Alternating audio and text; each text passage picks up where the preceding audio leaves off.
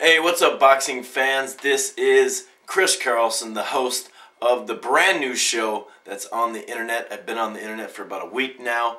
It is the Rope-A-Dope Report, and I'm actually going to do another preview and prediction, kind of a nutshell of what I did earlier on the Pacquiao versus Hatton.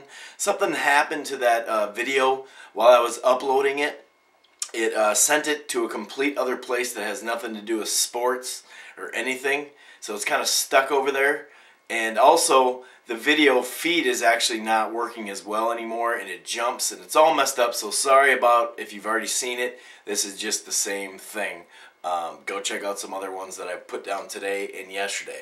Anyway, let's start with Pacquiao. What has beaten Pacquiao? I love this matchup anyway. Hatton versus Pacquiao. This is a great matchup. Two guys that come forward. Let's go to Pacquiao. What has beaten Pacquiao? In 2004, he knocked down Marquez 3 times. Marquez basically won about 9 rounds after that, minimum, maybe 10 rounds, maybe at least 9 rounds after that. So he basically boxed his way to a draw. And then in 2008, he boxed his way to a decision. Obviously, he lost. I'm talking about Marquez against Pacquiao. But it was a tight fight, and definitely he gave Pacquiao all he could handle. Now, what has beaten him? Eric Morales, and I say an old Eric Morales because if you look at it, he lost to Barrera right before the fight with Pacquiao, beat Pacquiao, then lost to Rahim, then lost twice to Pacquiao after that in the trilogy. Fight 2 and 3 really got his butt kicked in the third one. We all know that. And then lost to David Diaz. So an old guy at that moment, Morales still had hand speed, still could box, and still was really aggressive. I think that's what you have to do. You have to be aggressive with Pacquiao, try to put him in the corner. Although it seems of late he's improved so much. I mean, the guy used to be a one-punch, left hand, just come in flying and just use his speed and just brawl. Now you see a lot more head movement out of him. He's really good at that. When his back touches the ropes, he's gone. Also, if you notice, he's got that southpaw stance.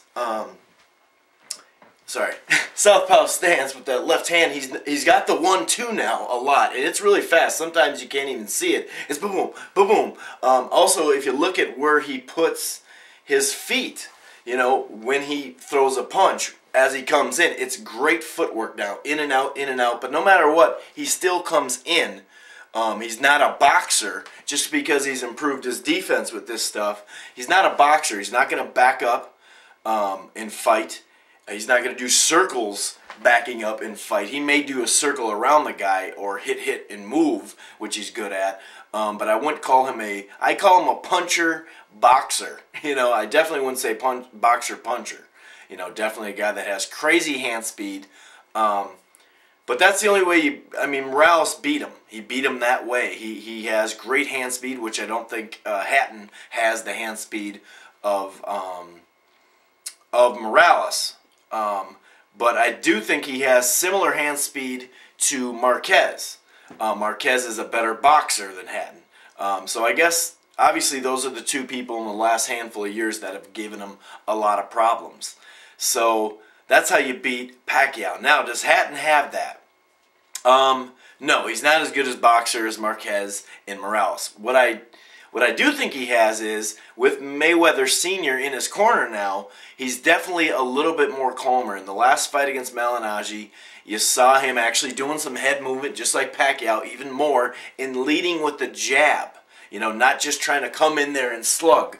That's how, after a while, I thought he fought okay and pretty solid against Floyd for those first 6 rounds.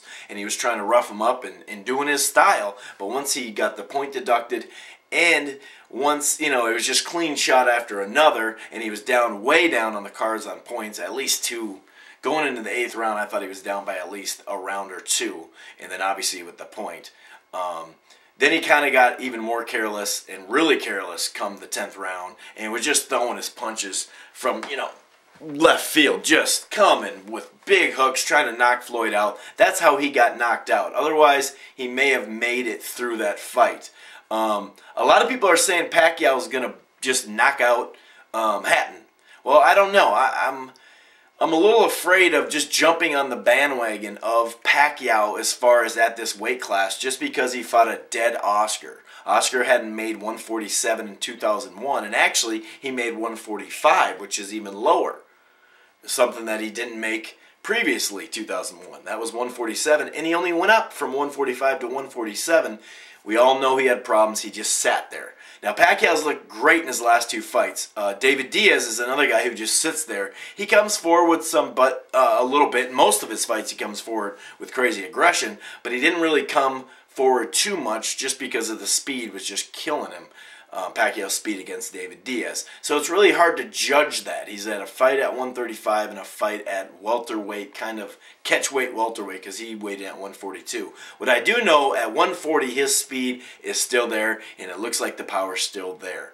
But I can't just get lost in saying he's going to knock him out in 6. I see so many boxing forums and boxing shows like this on the internet that say Pacquiao, he's just going to kill him. Less than Floyd did, or in 10th round. I don't think anyone's getting knocked down or knocked out. I could see some knockdowns, okay? Well, what beats Hatton? Floyd beat Hatton. Collazo kind of beat Hatton boxing and brawling with him, kind of a combo. That could have been a draw. That could have been Collazo. That could have been Hatton by a point. It was a tight fight.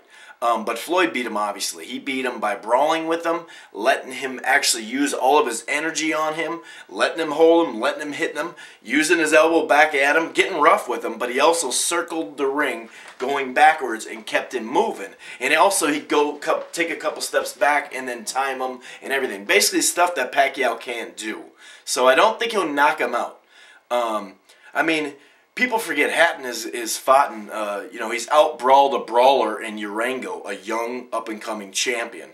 Up-and-coming fighter, I should say. He's already a champion. He's fought with Costa. Now, I know that fight won't be the same. They were on the rope. It was a cheap, blows all over the place, rough fight. I don't think it'll be like that. If it is, Pacquiao's not going to win. He's fought in Malignaggi.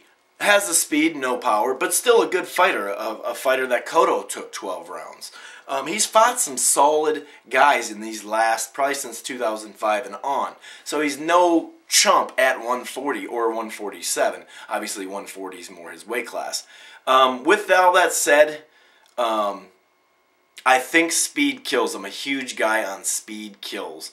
And as long as it's 1-2 and you're out, 1-2 and you're out, 1-1 you're out, 1-2-3 and you're out with Pacquiao with that speed coming in, and it's not him hanging around and brawling or just trying to get into a brawl fest just because sometimes his pride, when Pacquiao will get hit, he'll go like this and he just can't wait to get hit again. Well, I don't think he should be doing that with Hatton, and I think Roach knows that too.